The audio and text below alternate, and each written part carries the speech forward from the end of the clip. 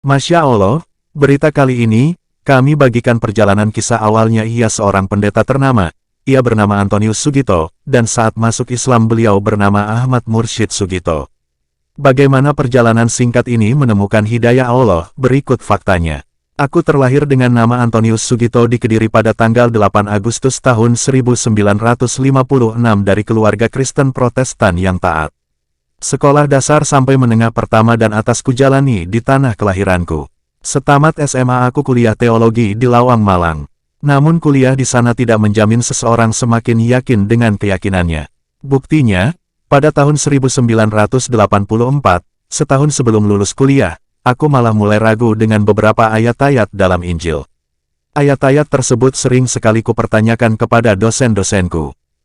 Namun sesering itu pula dosen-dosen yang mengisi kuliah di kelasku memberikan jawaban yang tidak memuaskan akalku.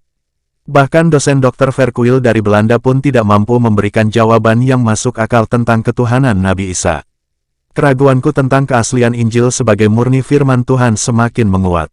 Kristenisasi di Nganjuk pada 1985, lulus kuliah aku langsung ditempatkan sebagai staf bimbingan masyarakat Kristen Departemen Agama Provinsi Jawa Timur. 2 tahun kemudian aku ditugaskan di Kabupaten Nganjuk, Jawa Timur. Aku membuka kembali Al-Quran dan membacanya. Itu kulakukan bukanlah untuk belajar untuk masuk Islam, tetapi seperti yang telah diajarkan di bangku kuliah, sebagai alat untuk mengkristenkan orang, mencari kelemahan Islam di dalam Al-Quran untuk menyerang umatnya.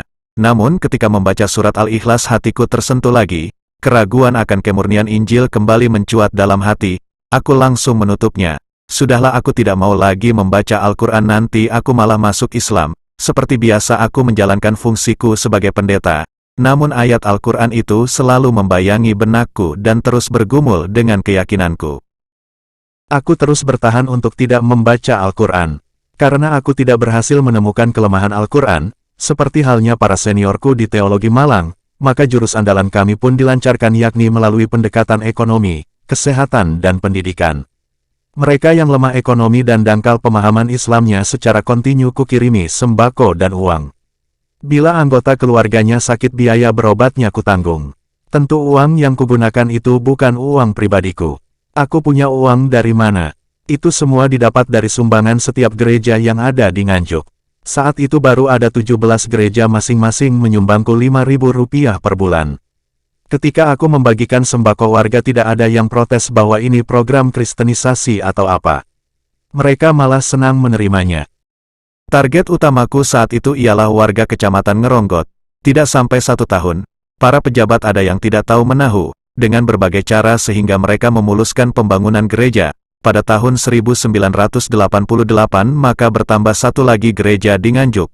Aku pun menjadi terkenal di kalangan misionaris. Sejak itu aku menjadi satu-satunya pendeta di Nganjuk yang mendapatkan kucuran dana operasional dari 2 negara sekaligus, Belanda dan Australia, masing-masing memberiku Rp1.000.000 tiap bulan. Aku pun kembali membuka Al-Quran, kubaca kembali terjemah surat Al-Ikhlas. Katakanlah, dialah Allah, yang Maha Esa, Allah adalah Tuhan yang bergantung kepadanya segala sesuatu, Dia tiada beranak dan tidak pula diperanakan, dan tidak ada seorang pun yang setara dengan Dia. Kalimat itulah yang paling menyentuh hatiku. Iya, Allah tidak punya anak dan bukan anak, ini mestilah yang benar. Kemudian aku baca lagi dengan serius terjemahan ayat-ayat yang lainnya. Usai membaca surat Al-Maidah ayat 3, aku berpikir aku bakalan sangat rugi bila mati tidak dalam memeluk agama Islam. Maka aku belajar Islam untuk memahaminya lebih lanjut. Saat itu, keluargaku pun belum tahu bahwa aku sudah beriktikad akan masuk Islam. Akhirnya pada tanggal 10 Agustus tahun 1994 aku masuk Islam. Yang membimbing syahadatku adalah Kepala Kantor Depak Kabupaten Nganjuk Bapak Haji Masyuri, disaksikan oleh kepala-kepala KUA se-Kabupaten Nganjuk di Aula Kantor Depak Nganjuk. Tentu saja semua fasilitas yang kudapat dari Belanda, Australia dan gereja dihentikan. Bahkan aku pun ditinggalkan istri dan ketiga anakku. Alhamdulillah anak pertama dan keduanya kini sudah masuk Islam. Namun aku sangat bahagia kebenaran yang kucari kini kudapatkan.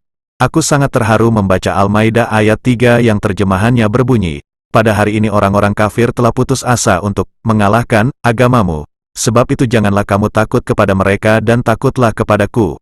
Pada hari ini telah kusempurnakan untukmu agamamu dan telah kucukupkan kepadamu nikmatku. dan telah kuridai Islam itu jadi agama bagimu. Akhirnya dengan mantap pada tahun 1994 itu juga saat usiaku 39.